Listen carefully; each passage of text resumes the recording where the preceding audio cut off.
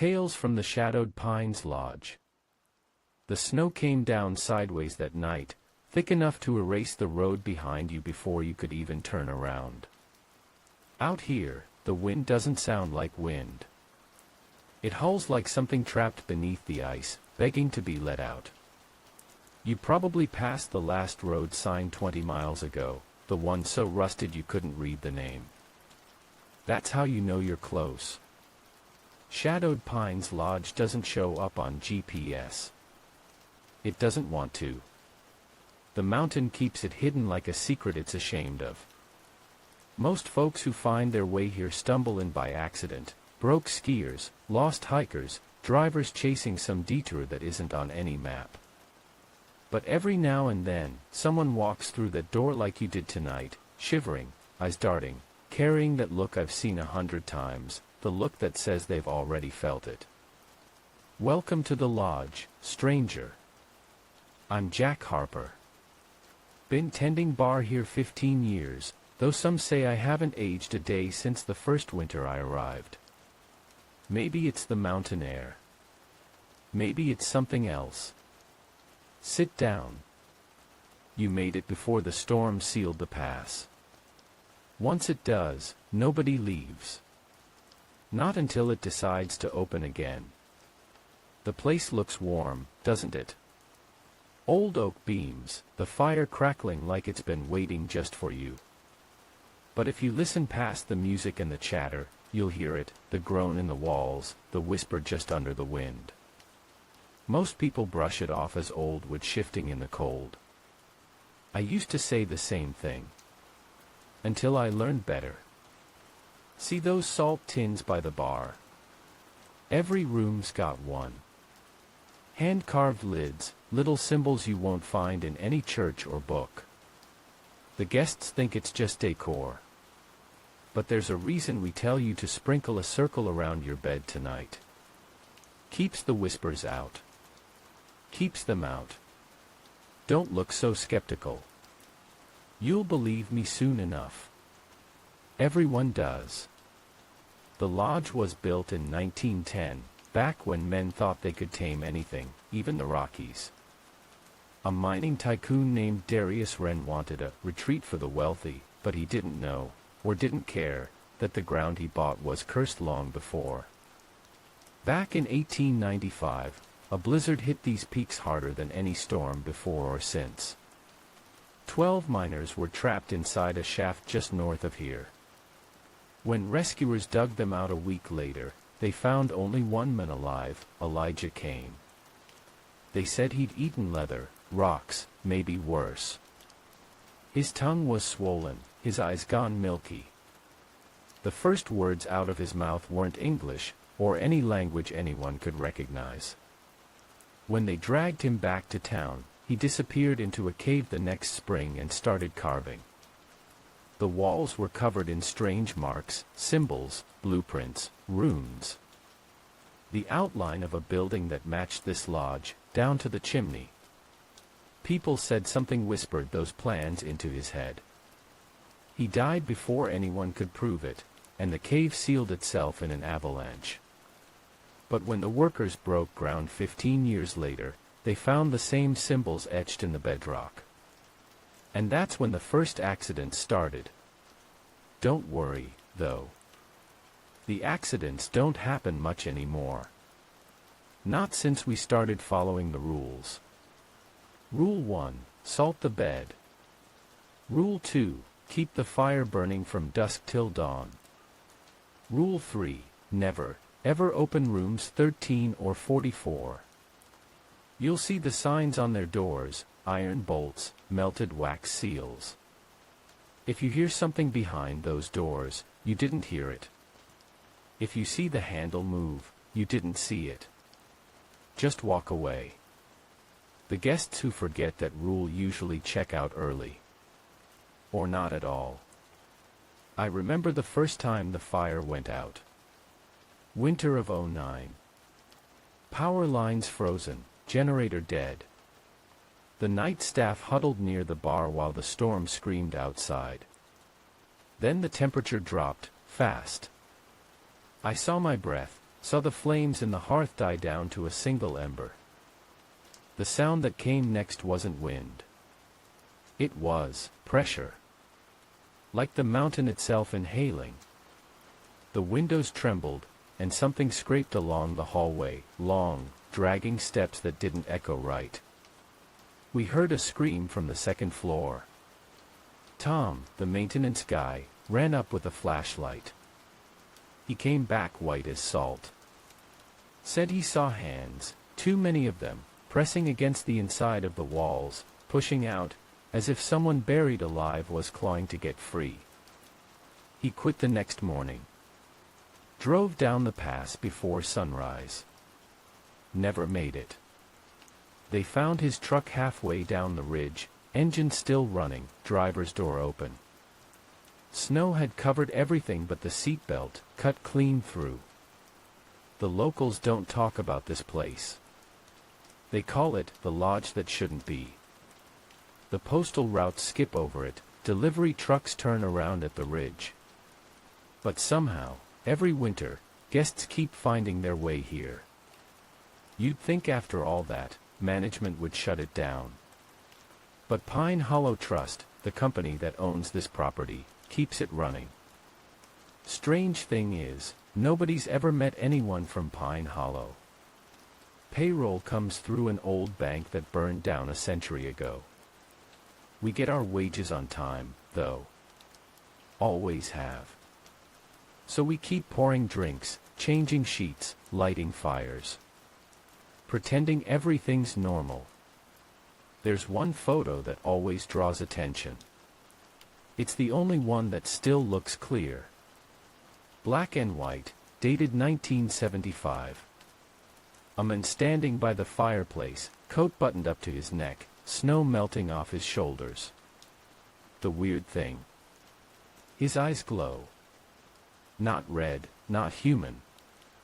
More like lantern light behind glass. Guests think it's a trick of exposure. But sometimes, when the room gets quiet, you can swear the light moves. A couple weeks ago, Maggie, the housekeeper, said she caught a reflection in the photo that wasn't hers. Looked like something standing behind her, smiling. She hasn't come near the bar since. You ever feel like a place is watching you? That's what Shadowed Pines is like. It doesn't want to hurt you, not right away.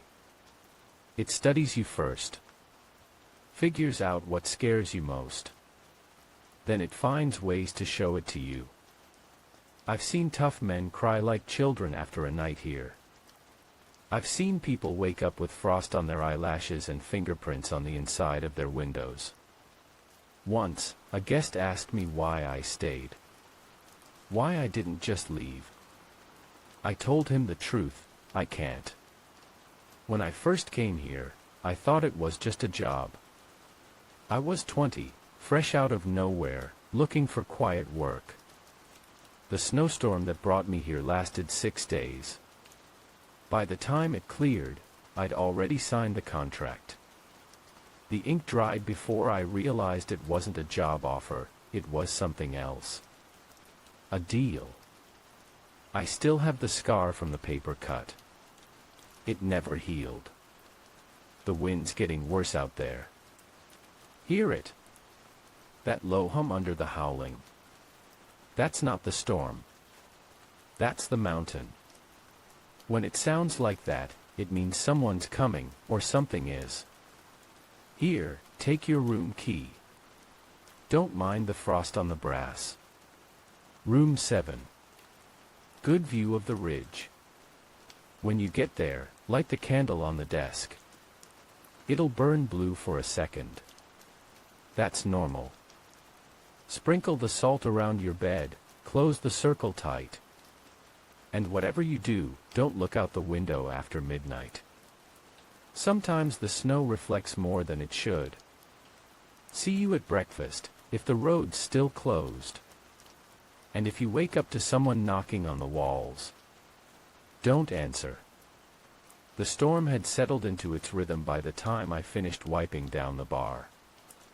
Snow against the windows, wind slipping through the chimney, The kind of sound that makes you feel like the world's been erased. The guests were quiet, too quiet. I counted 8 staying the night, not including staff. That's how I keep my sanity here, counting heads, counting rooms, counting heartbeats.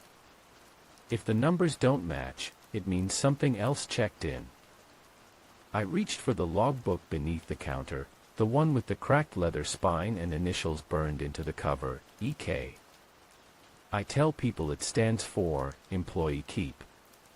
Truth is, nobody remembers who first wrote in it. Every entry ends the same way, a faint graphite sketch of the lodge's floor plan, updated nightly. I don't draw it, the pencil moves on its own when the last name's signed. And every morning, new lines appear, hallways that shouldn't exist, rooms that don't belong. Tonight, as I turned to the latest page, I saw a smear of black where room 44 should have been. Like someone had dragged a wet thumb through charcoal. The page felt warm. "Jack, you seeing this?" Maggie's voice came from the stairwell. She held a tray of folded linens, eyes red-rimmed from lack of sleep. "Depends," I said. "You mean ghosts or guests?" She didn't smile. "That picture again. The man in the coat, his eyes are glowing brighter." I sighed, tossed the rag aside. "You sure it's not the firelight?" She shook her head. "Fire's low, but they're flickering. Like candlelight." I followed her gaze to the far wall. The photo hung just above the bourbon shelf, frame crooked from years of tremors. The man in the image stared out, stiff as a corpse, broad shoulders, black trench coat, snow crusted on his hair. His eyes, yes, they were glowing, faint but real, twin points of amber pulsing like coals. I stepped closer. The heat from the hearth didn't reach this part of the room, yet my skin prickled. The air near the photo was wrong, too still, too heavy, like it was listening. Then, softly, from behind the wall, came a tap tap tap. Maggie flinched so hard she dropped the linens. The photo rattled in its frame. "It's the pipes," I said, though I knew damn well the pipes didn't run behind that wall. Another tap, slower. Then a voice, low, almost human, hummed 3 notes that didn't belong in any melody. I turned to Maggie. "Go check the rooms. Make sure every guest has salt circles down. Especially 7. You think it's starting again," she whispered. I didn't answer. The photo's eyes were now fixed somewhere behind me. By 10 o'clock, the generator stuttered twice before catching. Half the lights blinked out, leaving the lodge in a patchwork of gold and shadow. The guests gathered in the lounge, sipping spiced wine and pretending the power outages were charming. They didn't see what we saw. Didn't feel it. A group of college kids from Boulder sat by the piano, laughing too loud. One of them, a tall, restless guy with a camera, kept snapping photos of the fire, the shelves, the old wallpaper. "Hey, barkeep," he said. "Mind if I grab a shot of that creepy picture behind you?" The glowing eyes dude. My friends back home lit it up. "Do what you want," I muttered, polishing a glass. "Just don't complain when it comes out black." He chuckled. "You got jokes, huh? Let's see what Photoshop thinks." The flash lit the room white. When the spots cleared from my eyes, he was staring at his camera screen, mouth slack. "What's wrong?" one of the girls asked. He didn't answer. Just turned the camera around. The picture was nothing but static, gray grain, faint lines like scratches from the inside of the lens. He took another. Same result. Then the camera froze. The LCD flickered once, then went dead. Battery's full, he muttered. What the hell? The rest of them laughed it off, but he looked uneasy. Swear it just drained. Electric field, I offered. Happens up here sometimes. But even as I said it, I noticed the photo behind me had changed. The man's head was turned, barely, but enough that his face now angled toward the group. No one else saw it. I poured myself a drink I didn't need. Around midnight, the fire had dimmed to embers. I poked at it, fed it a log. Sparks flew up the chimney like tiny souls escaping. Behind me, the front door opened, no footsteps, no creak of hinges, just a rush of cold. The wind carried snow inside that didn't melt on contact. It glittered, like powdered glass. A man stood there, tall, shoulders dusted with frost. Coat buttoned to the throat. I blinked, heart hammering. For half a second, I thought it was him, the figure from the photograph, stepping out of the frame. But this man's eyes were dark, tired. Real. Sorry, he said, voice raw from the cold. Road's gone. GPS dead. Saw your light. Welcome to Shadowed Pines, I said, forcing calm. Last stop before the void. He smiled weakly. I'll take it. I handed him a key, room 9, and watched him sign the register. His handwriting shook. When he set the pen down, the ink bled into the paper, forming faint symbols around his name. I pressed my thumb over them before Maggie could see. Long drive? I asked. He nodded. Yeah. Weird thing, though, I passed a truck halfway up the ridge. No driver, door open. Like whoever was in it just stepped out. Probably broke down, I said too quickly. Storm'll do that. But we both knew he was describing Tom's truck. The one they found years ago. At 1 a.m., the lodge settled into that half-awake silence I dread, the moment between the last guest's laughter and the mountain's sigh. I poured bourbon for myself and for whoever might be listening. That's when the radio behind the bar crackled to life. We hadn't used it in months, the antenna snapped in a windstorm. Still, the speaker hissed, then whispered a voice through the static. Jack Harper. Every hair on my arm stood. I turned the dial, nothing but snow. Then, faintly. Light, the fire. I looked at the hearth. The flames were shrinking, barely clinging to the wood. Or it wakes, the radio rasped, then cut out. I lunged for the poker, shoving logs in, sparks flying. The heat bit my hands, but the fire caught, roaring back to life. The whisper in the walls faded to silence. When I turned, the new guest was standing in the doorway, pale. Did you hear that voice? Static, I said. He shook his head. It said my name. I froze. What's your name again? Elijah, he whispered. Elijah Kane. The glass I was holding slipped from my hand and shattered. He flinched, confused. What? Nothing, I lied, kneeling to pick up the pieces. My reflection in the shards looked older, warped. He rubbed his arms. Feels colder near that picture. You got some draft? Yeah, I murmured. Something like that. He wandered closer to the bar, eyes drawn to the glowing photograph. That's from 75, right? Looks almost alive. The lights flickered.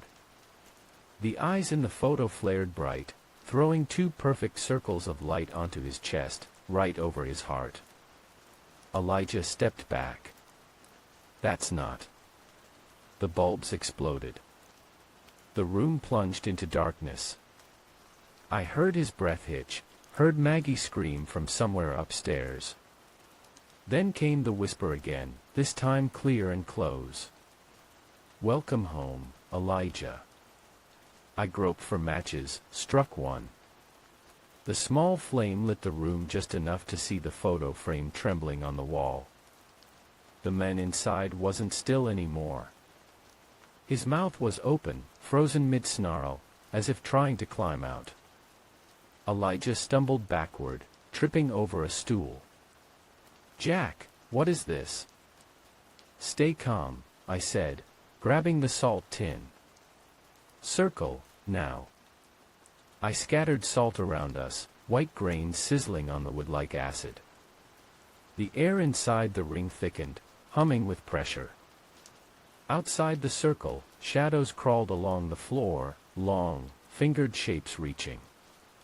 The fire guttered again, and something knocked from inside the wall. 3 times. Slow. Deliberate. Then silence. When the power returned, the photo had gone dark again. The eyes were just eyes, flat, printed, harmless. Elijah sat shaking, his breath fogging. I poured him a drink. "You're safe for now." He looked up. "What was that?"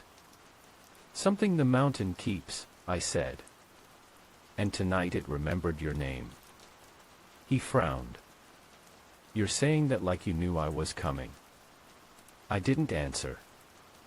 I just looked at the logbook lying open behind the bar. His name was already written there, in someone else's handwriting, hours before he arrived. Outside, the storm roared harder, the wind screaming like laughter. Somewhere upstairs, a door clicked open on its own. The fire crackled. The photo's glass fogged from the inside, as if something behind it was breathing. And through the roar of the blizzard, I heard the faintest whisper, buried deep in the timber and stone of the lodge. 1 rule broken. 2 more to go.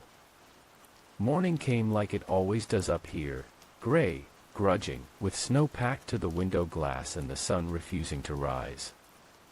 I'd spent the night nursing the fire, afraid to blink. Elijah finally slept near the hearth, salt dust clinging to his boots, hands trembling even in dreams. When Maggie came down at dawn, she took one look at him and crossed herself. "You didn't tell me you were bringing him back." "I didn't," I said. "He found us." She didn't ask more. Around here, we learn quick when not to. I poured coffee black as the mountain's heart. It steamed but didn't warm the room. Something about the air had changed, heavier, expectant. Like the lodge itself was holding its breath. Breakfast was quiet. A few guests shoveled eggs, pretending their phones still worked. One woman asked if the Wi-Fi password had changed. I told her it never existed. By 9, the wind eased, and the group of college kids decided to go exploring. One of them, blonde, Coqui, rolled his eyes at the bowl of salt by the counter. "Still doing that superstition thing, man." "My mom burned sage too." "Take it," I said flatly. "You'll thank me later." He smirked. "What's it for, ghosts?" "Exactly," I said, meeting his gaze. "And they're not fond of jokes." He laughed, grabbed a handful of salt, and tossed it over his shoulder. The grains hit the floor with a hiss, darkening the boards where they landed. The laughter stopped. Everyone heard it. Maggie's face went pale. "Clean it," I told him. He crouched down, brushed at the salt. A faint scorch mark bloomed beneath his fingertips, small, perfect circles like fingertips pressing back. He yanked his hand away, skin reddening. "Damn." "What?" "Get your group back to your room," I said. "Now." He didn't argue this time. By afternoon, the storm was regrouping. I checked the generator, steady hum, but lights flickered anyway. Maggie muttered that it wasn't the weather. She was right. When the wind rises before the snow falls, it means something's moving inside the mountain. Elijah sat at the bar again, tracing the rim of his glass. He hadn't spoken since last night's incident, but his eyes, those haunted, remembering eyes, kept flicking toward the hallway leading to the sealed rooms. "I saw that cave once," he said finally. "When I was a kid. Near the ridge." I froze. "What cave?" "The one they said collapsed. Symbols everywhere. Same as on that salt tin." I leaned in. "You sure?" He nodded. "My father took me hunting. We heard singing. Thought it was wind. Then the snow shifted, and we saw the carvings. Like faces trying to crawl out of the rock." He rubbed his temples. "I thought it was a dream." "Not a dream," I said quietly. "A calling." The door creaked open behind us. Maggie rushed in, breath fogging. "Jack, you need to come upstairs. Now." We climbed to the second floor. The air grew colder with each step, the wood groaning beneath our boots. At the end of the hall, outside room 7, stood the blonde kid from breakfast, shirtless, shaking, eyes wide and wrong. His skin was covered in frost and salt burns. "Help," he whispered. "It's in my room." I pushed past him. Inside, the temperature dropped 10 degrees. The air shimmered, heavy with static. The salt circle around the bed was broken, a clean gap, maybe a foot wide, as if something had lifted the grains away. "What happened?" I asked. He stammered. I thought it was stupid, man. My girlfriend said the salt made her itch. I just kicked some aside." Then the whispering started. "Thought it was the pipes, but then the mirror." He pointed. The mirror above the dresser was fogged from the inside, letters forming in the mist. "Hello." I stepped closer. My reflection blinked a heartbeat too late. Behind my image, something tall and thin moved, just a shade darker than the room itself. Its hands touched the glass from the other side. "Everyone out," I said. The kid didn't move. He stared, mouth slack. "It's calling me." The mirror cracked. A spiderweb of fractures spread, then bulged outward like it was breathing. The lights flickered, buzzing. I grabbed him by the collar, dragging him through the doorway as the mirror exploded, shards scattering across the floor like frozen raindrops. Maggie slammed the door. "What now?" I looked down the hall. Every room number was trembling, brass plates rattling in unison. "Get everyone downstairs. Keep them near the fire." Elijah stepped from the shadows. "You said the fire keeps it asleep." "Usually," I said. "But someone just woke it." We gathered the guests in the lounge. They huddled near the fireplace, wrapped in blankets, whispering about earthquakes, hallucinations, bad wiring. I didn't correct them. Let them cling to something human. The blonde kid sat apart, shaking uncontrollably. I noticed frost creeping from the cuffs of his jeans, spreading like veins of ice up his legs. "Don't fall asleep," I warned him. "Whatever's whispering, it feeds when you close your eyes." He nodded, lips blue. Then the fire popped, sending sparks high, and one ember landed on the rug, burning in a perfect circle before going out. A hush fell. The kid looked at me, panicked. It's still in the room, isn't it? No, I said softly. It's here. The chandelier overhead swayed. Shadows stretched from the corners, lengthening unnaturally. The mounted deer heads turned toward us, glass eyes gleaming. Then came the whisper, deep, layered, like voices speaking through 1,000 throats. Circle, broken. The fire dimmed. I grabbed the poker, shoving logs in. Maggie. More wood.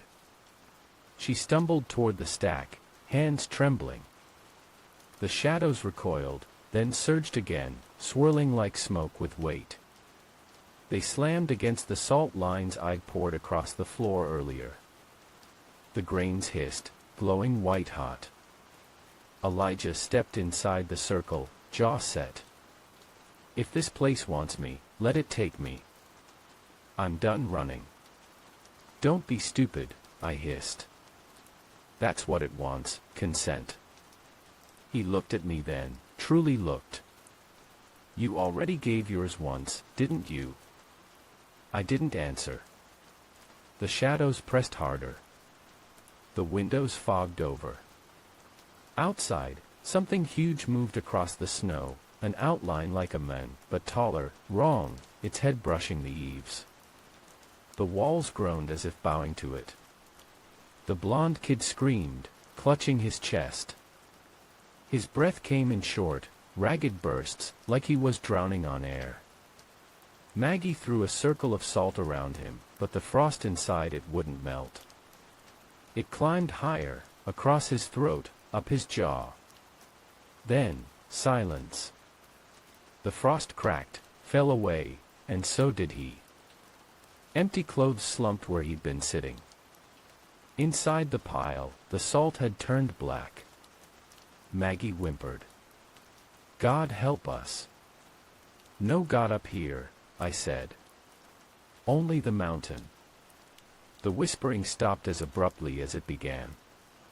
The temperature rose, the fire roared back to life, the chandelier steadied. But something had shifted. I could feel it in the floorboards, the heartbeat beneath the wood. The lodge had fed. I went to the photo on the wall. The man's eyes, once amber, now glowed icy white.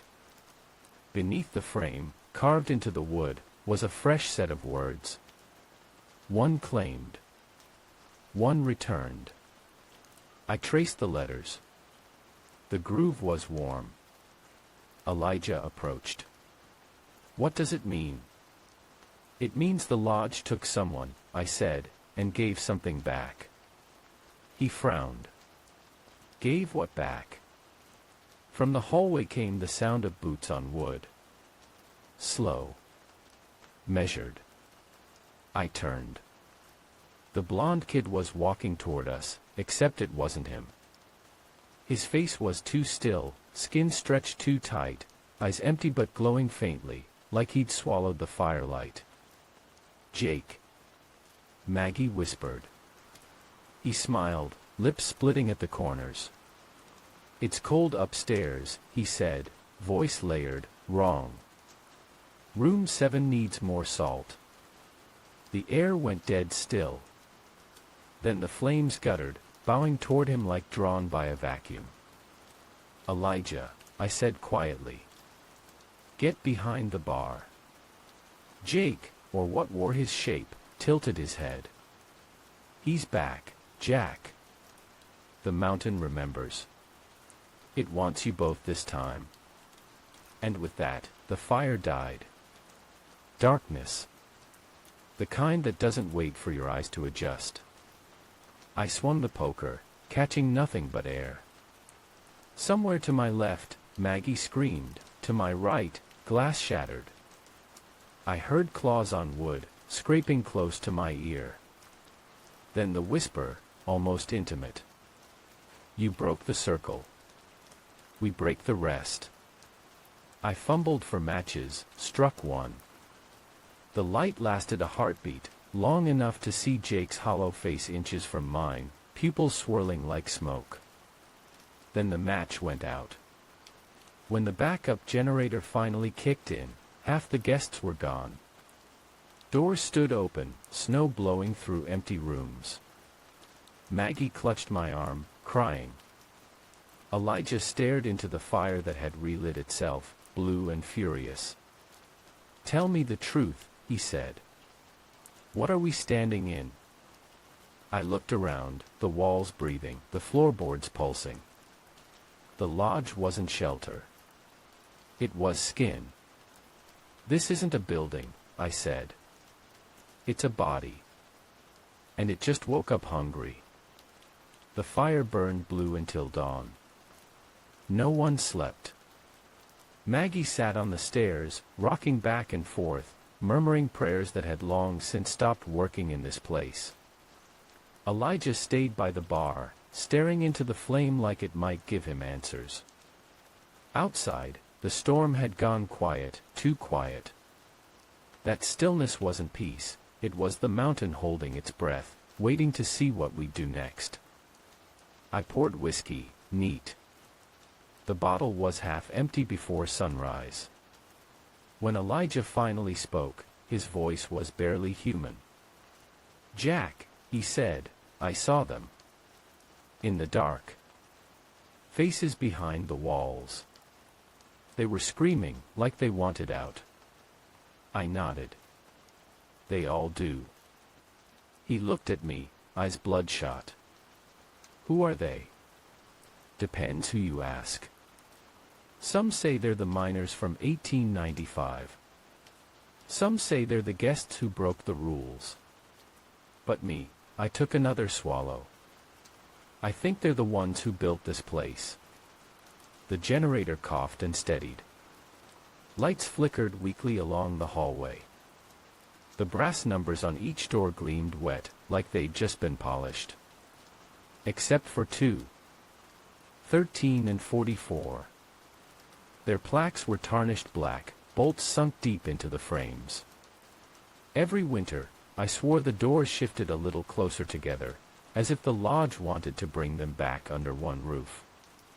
Maggie caught me looking. "Don't even think about it." "It's already thinking about us," I said. She glared. "You remember what happened last time someone opened one?" I did. I remember everything. 15 years ago, first season I worked here. I was young, bored, and drunk on the idea that I could outsmart an old superstition. Back then, room 13 wasn't sealed yet, just under maintenance. Some honeymoon couple had died there a few months before. Nobody told me how. One night, during a blizzard worse than this one, the power failed. The guests were asleep.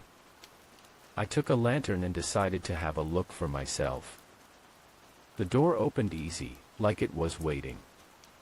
The smell hit first, metal, mildew, and something else, something sweet underneath. The kind of sweetness that doesn't come from flowers. The walls were wrong. Warped.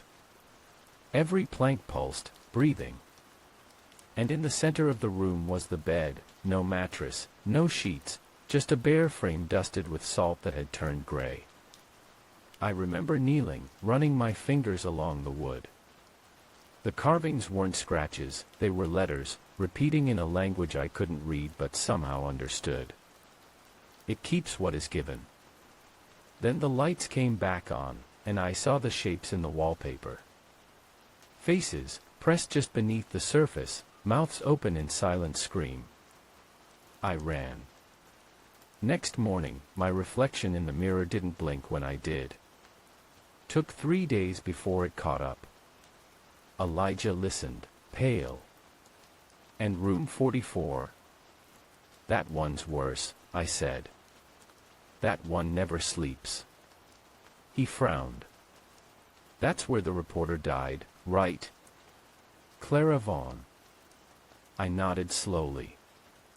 She came in 2018, called herself an investigative journalist. Said she was doing a piece on cursed architecture. I told her to leave it alone. She didn't. No. They never do. The memory came back raw, like an old wound reopening. Clara had that fearless smile reporters wear when they think truth is bulletproof. She'd brought an EMF meter, night vision camera, and exactly zero respect for the rules. Her first night, she asked me why the lodge had no mirrors in the lobby. I told her they used to, but reflections started showing people who weren't there. She laughed. Second night, she skipped the salt. Said she wanted undisturbed conditions for recording. At 3 a.m., the fire went out. The generator failed. The lodge groaned like it was shifting on its foundations. I grabbed a flashlight and ran upstairs. Room 44's door was open. Inside, every candle in the chandelier burned black flame. Clara's camera lay shattered on the floor, lens pointing toward the ceiling. I followed it with the beam of my light, and saw her. She was hanging in midair, perfectly still, eyes wide, mouth moving soundlessly. Her skin shimmered with frost, letters etching themselves across her arms, same ones from room 13. The flashlight flickered. She looked down at me. "It wants a story," she whispered. Then the floor opened, and she was gone. Elijah swallowed hard. They found her body later. "Half of it," I said. "Basement. The rest never left." He shivered. "And you stayed here?" I tried to leave. Twice. He leaned forward. "What stopped you?" I smiled without humor. It did. After Clara, I packed up. Made it halfway down the ridge before my tires hit black ice. Truck spun, crashed into a snowbank. I woke up back in the lobby, Maggie shaking me. Said she'd found me sleepwalking. Except my clothes were wet, boots full of ice, and the truck keys were still in my pocket. I checked outside, no tire tracks, no sign I'd ever left. Just an unbroken field of snow. So I stopped trying. Started keeping the rules instead. Salt. Fire. Stay out of 13 and 44. But every few winters, the mountain brings someone new. Someone curious. And the cycle begins again. Elijah rubbed his arms. "You think this place wants something specific?" "It doesn't want," I said. "It feeds. Every rule is a boundary line. Break it, and it gets stronger." He stared at the doors. "So what happens if both are opened?" "Then it stops pretending to be a lodge." Maggie slammed a cupboard downstairs, breaking the silence. "We should burn it," she muttered. "End it before it ends us." "You've tried," I said.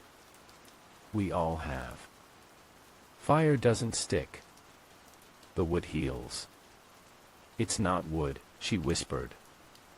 She wasn't wrong. That night, the temperature dropped again. The guests had barricaded themselves in rooms, salt circles glowing faintly under candlelight. Elijah refused to sleep. He sat by the hearth, eyes fixed on the photo above the bar. "You ever wonder who he is?" he asked. "Every damn day." He pointed. "What if he's not a ghost? What if he's a guardian?" I shook my head. "Guardians don't drag people into walls." He frowned. "Maybe he's keeping something in, not letting it out." The idea hung there like smoke. For the first time, the photo didn't feel malevolent, it felt desperate. I poured 2 glasses, slid one to him. "To staying alive another night." He didn't touch it. His eyes were locked on the picture. "Jack, his coat. Look at the patch on the shoulder." I squinted. Faint but visible, under the dust, an old mining emblem. Kane Mining Company. My hand went numb. That can't be. Elijah's face drained of color. My great-grandfather worked that mine. Your great-grandfather was Elijah Kane. He shook his head slowly. No. That was my grandfather. The fire popped like a gunshot. And behind the bar, the photo's glass fractured, just once, clean through the man's face. We stared in silence. Jack, Maggie called from the hall. Room 44's humming again. The words barely left her mouth before the floor shuddered. The chandelier rattled. A low vibration rolled through the walls, like a heartbeat too large for the building to contain. Elijah, I said. Get the guests downstairs. Basement. Go. What about you? I'm going to make sure 44 stays shut. He hesitated, then nodded. If I hear screaming, light the fire brighter. The hallway was colder than outside. Frost crept along the wallpaper, spreading from beneath 44's doorframe. I could hear whispering behind it, a dozen voices tangled into one. Jack, come home. My breath fogged in front of me, drifting toward the door like it was being pulled. The bolts quivered. I pressed my hand against the frame. The wood throbbed. Warm. Alive.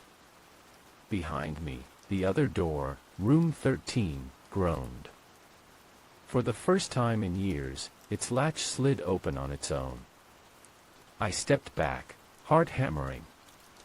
Both doors now ajar, breathing in unison. The whisper turned into a chant, rising in pitch until it felt like the whole lodge was singing through the walls. From below, I heard Maggie scream. Then Elijah shouting her name. Then silence. I ran. Down the stairs, past the bar, the fire was out again. Blue smoke seeped from the hearth, curling like veins across the ceiling. Elijah. I called. No answer. Only the echo of my own voice, stretching farther than it should. The basement door stood open. Inside, black water pooled across the floor, reflecting candlelight that wasn't there. I took one step down. Then another. Something moved beneath the surface, hands, dozens of them, reaching up, pressing against the water like glass. And above me, from somewhere deep in the structure, the lodge spoke. It keeps what is given. I ran back up. The fire pit glowed faintly. In the ashes, 2 footprints burned, leading toward the hall, Elijah's boots. Room 44's door was wide open now. Inside, only darkness, and the smell of the mine, raw stone and rot. The photo above the bar flickered, eyes blazing white once more. The man inside, Elijah Kane, the first, was smiling. And on the wall beneath the frame, fresh words carved themselves into the wood, glowing like molten iron. The air has returned. The storm came back with teeth. By nightfall, the wind was screaming through the rafters like a living thing, each gust shaking loose a handful of snow that drifted through cracks in the roof. The generator coughed once, then fell silent. All that remained was the pulse of the mountain and the slow, uneasy breath of the lodge. I was alone in the lounge, at least I thought I was. Maggie and the surviving guests had barricaded themselves in the pantry. Elijah was gone, pulled into room 44 or something worse. I'd been lighting matches one after another, keeping the hearth alive. Every time the flame guttered, I could feel the walls tighten, like the building itself was taking in air to speak. Then came the laughter. It wasn't human, not really. It started as a low chuckle, then twisted upward into the high-pitched giggling of children, dozens of them. It leaked through the vents, through the floorboards, through the cracks in the mirror behind the bar. I threw another log on the fire. "Not tonight," I whispered. "You got what you wanted." The laughter stopped. Then 3 slow knocks answered from inside the chimney. I grabbed the poker, pressed my back to the bar, and stared at the fire. The flames bent inward, shrinking away from the bricks, as if something on the other side was drawing the heat out. A shadow seeped down the chimney, liquid black, moving like oil in reverse. It coiled at the edge of the hearth and took shape, a figure half-formed, its head brushing the ceiling beams. Where its face should have been was only the suggestion of eyes, 2 dim embers, pulsing like dying coals. It smelled of cold metal and rain on grave dirt. "You shouldn't be here," I said. It tilted its head. "Neither should you." The voice wasn't sound, it was pressure behind the ears, crawling inside the skull. I stepped backward until my shoulders hit the bar. "I kept the rules," I said. "Salt, fire, all of it." "You kept them because I told you to," the thing said, voice layered, Elijah Kane's, mine, a dozen others. "But the rules were never meant to save you. They were meant to keep me fed."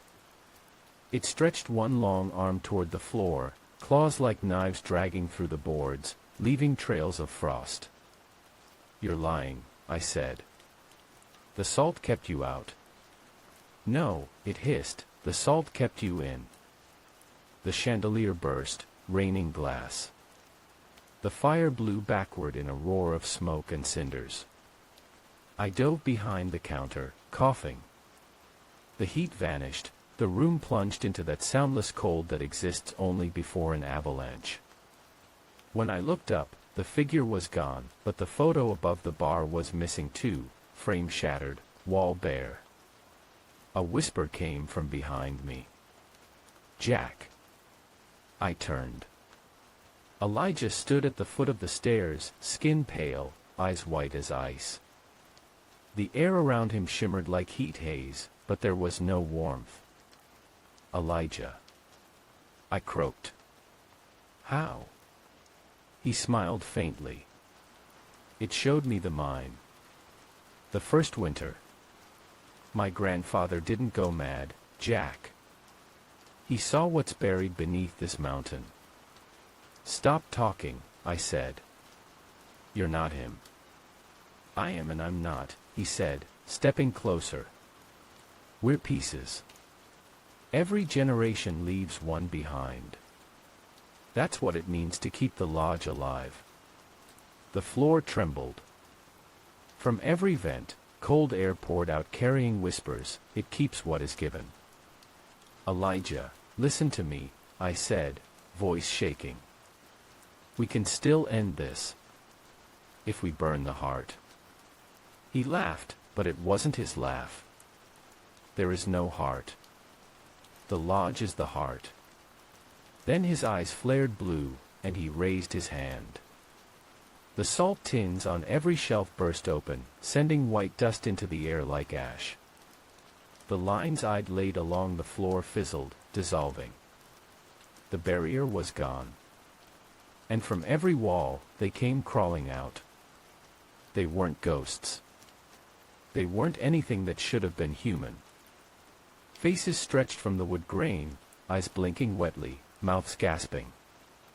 Hands formed from the plaster, dragging themselves forward in jerks and spasms.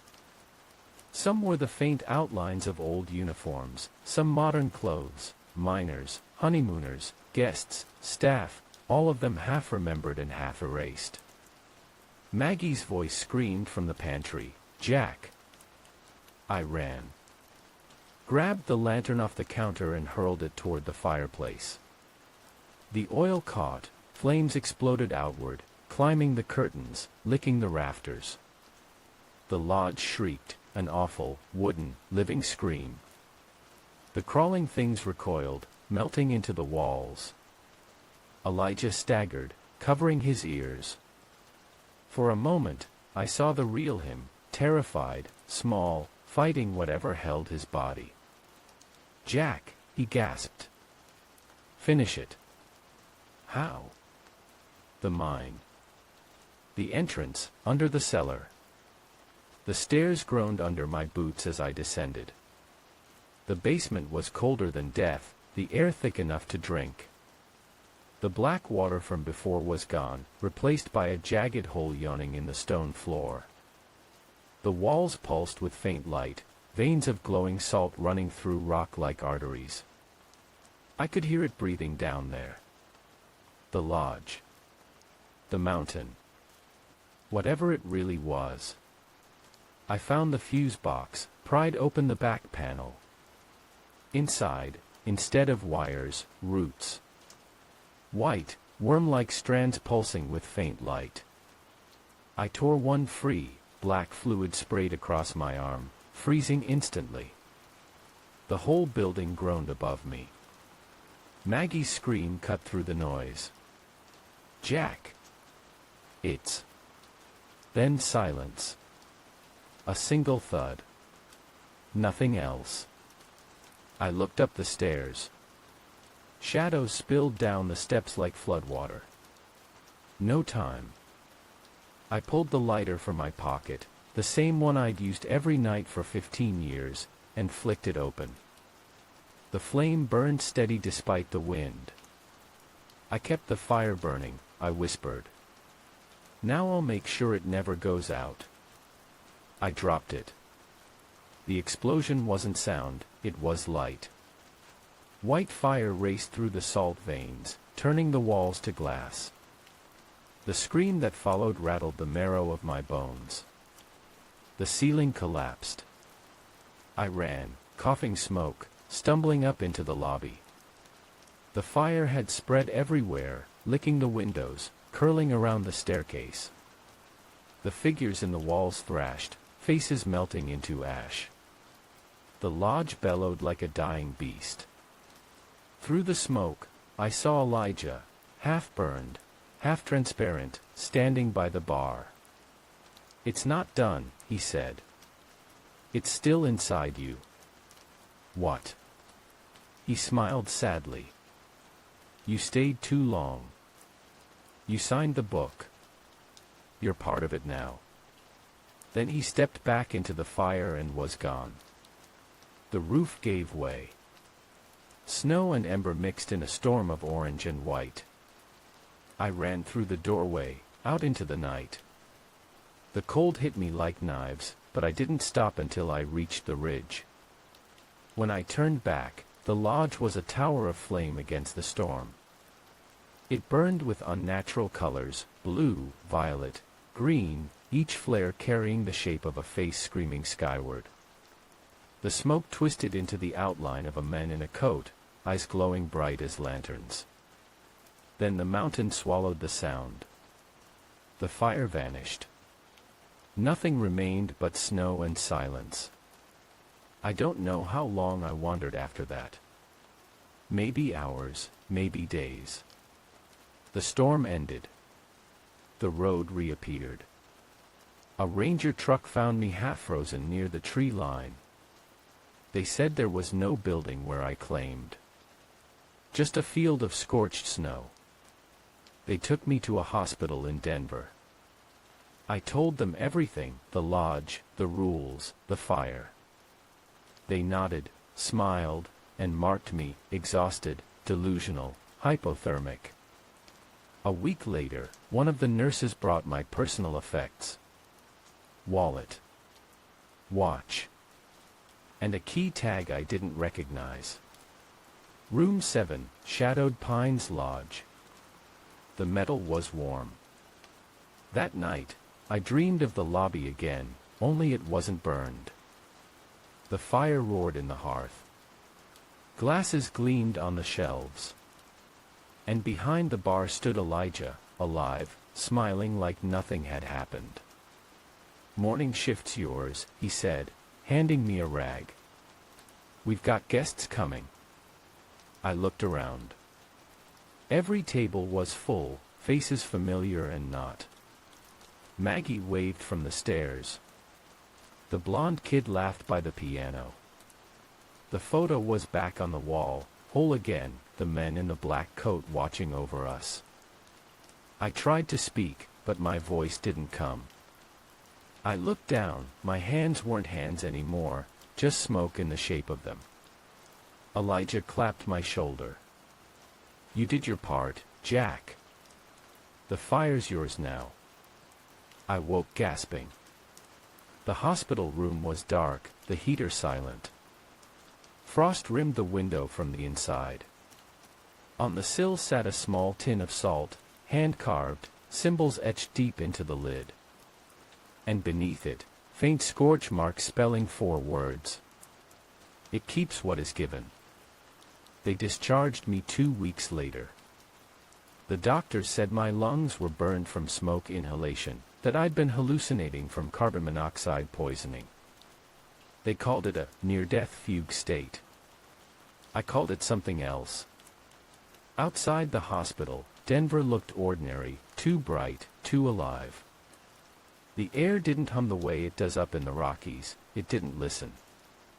I rented a cheap apartment near Colfax Avenue, told myself I'd find another bar job, keep my head down. But every night, when the heater clicked on, I could swear it exhaled in rhythm with something larger. Like the mountain had found a way to breathe through the vents. I kept the tin of salt on my nightstand. Couldn't throw it away. The carvings glowed faintly under moonlight, symbols rearranging themselves when I wasn't looking. Sometimes they spelled words. Sometimes just one. Home. The first letter arrived on the 12th night. No return address. Just my name, in perfect block handwriting. Inside, a single sheet of paper, aged, brittle. The letterhead read, Pine Hollow Trust, Property Maintenance Division. The message was short. Mr. Jack Harper. Your services have been invaluable. The lodge endures. A new season begins December 1st. Report to duty at sunset. Compensation deposited as usual. Management. At the bottom, in red wax, was a seal, a pine tree split by lightning. I tore it to pieces, flushed it, burned the ashes in the sink. But the next morning, the envelope was back on the counter, pristine. Same wax. Same words. I didn't touch it again. I started seeing them soon after, faces in reflective glass, in store windows, in puddles after rain. Always the same people, Maggie, the college kid, even Clara Vaughn.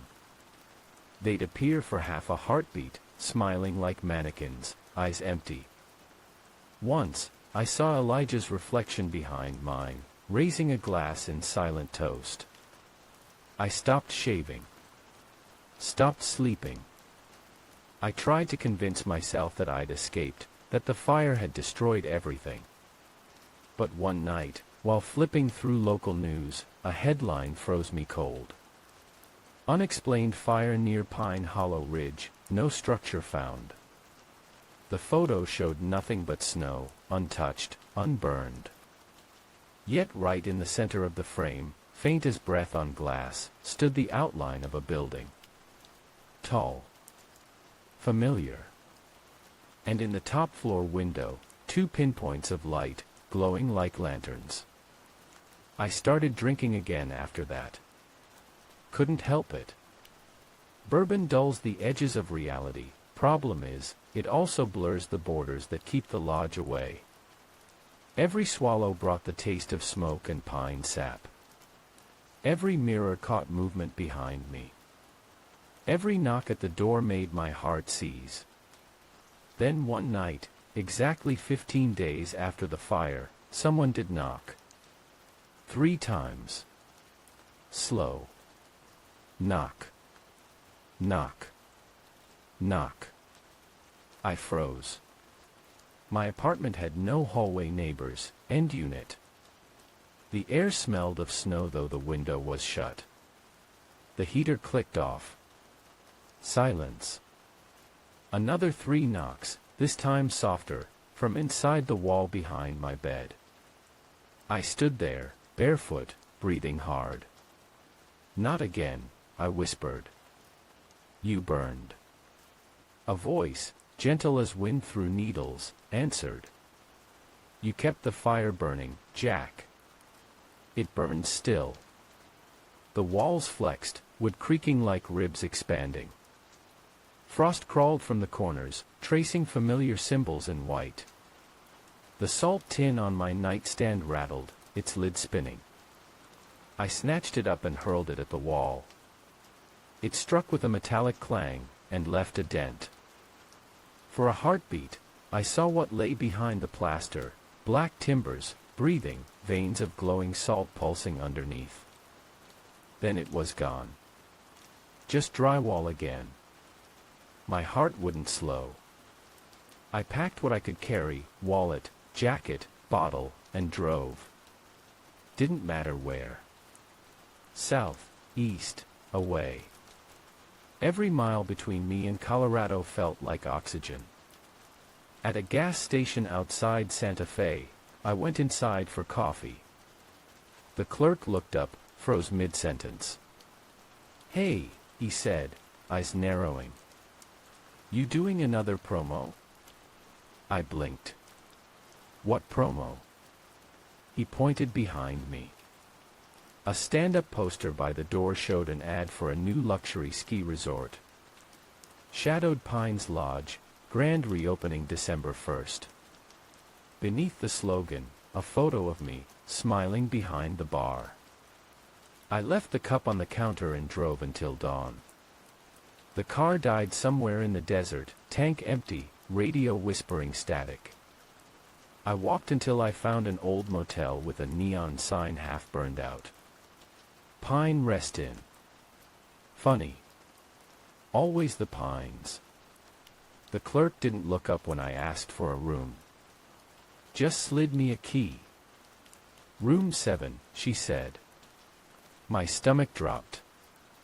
You got anything else? She shrugged. Only one still clean. The key tag was brass.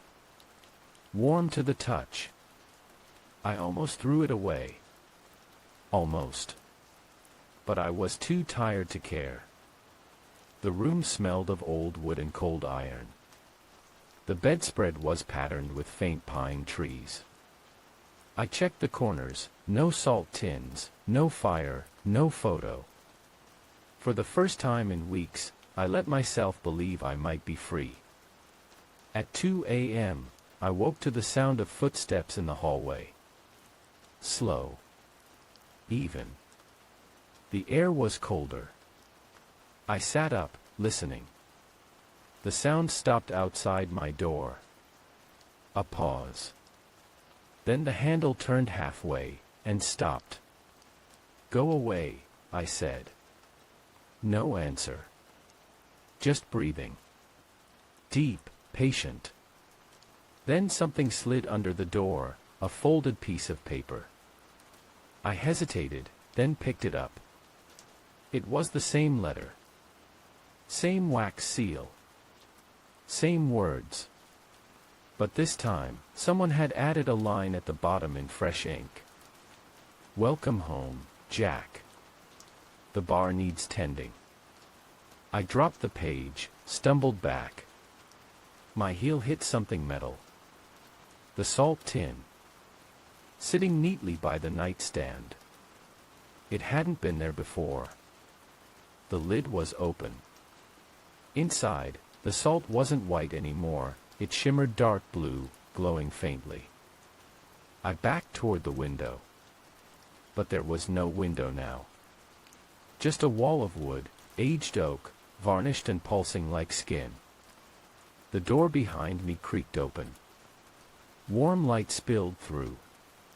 The smell of bourbon and smoke filled the air. And from the doorway came a voice I knew better than my own. Closing time, Jack. I turned. Elijah Kane stood there in his black coat, lantern eyes burning soft gold. Behind him stretched the lobby, whole again, alive again. Fire roaring, glasses gleaming, snow tapping gently on the panes. Every table occupied. Every guest smiling. "You burned," I whispered. "I saw it." He shook his head. "You burned for it. That's different." He held out the bar rag. "They're waiting." I looked past him. At the crowd. At Maggie polishing glasses, the blonde kid lighting the fireplace, Clara Vaughn taking notes in a journal that would never be published. All of them alive again, or something close to it. And above the bar, the photo hung where it always had. Only now, the man in the coat wasn't Elijah Kane. It was me. Eyes glowing. Smiling. The air around me shimmered, the temperature climbing until I smelled smoke. I looked down, the floor beneath my feet wasn't carpet, it was ash. Yet it held. I took the rag. My hand didn't shake this time. The bar felt right. Familiar. The bottles rearranged themselves with soft clicks, labels from every decade glinting in the firelight. Elijah nodded once, satisfied. "Welcome back." "Guess I never left," I said. He smiled. "None of us do." He turned toward the guests, raising his glass. "To Shadowed Pines Lodge, may it keep what is given." They cheered, voices echoing through the rafters. And from somewhere deep in the walls came the answering whisper, pleased and eternal. "It keeps what is given." Now, sometimes, on storm nights in the Rockies, travelers swear they see lights flicker in a place that doesn't appear on any map. A warm glow behind endless pines. A sign swinging in the wind. Shadowed Pines Lodge, vacancies available. Those who make it inside say there's a bartender waiting by the fire. A man with kind eyes and a tired smile who tells them to sit, have a drink, wait out the storm. He reminds them of a few simple rules. Keep the fire burning. Lay the salt in a perfect circle. Never open room 13. Never knock on room 44. And when they ask his name, he just laughs softly and says, "Jack. Jack Harper. Been here 15 years."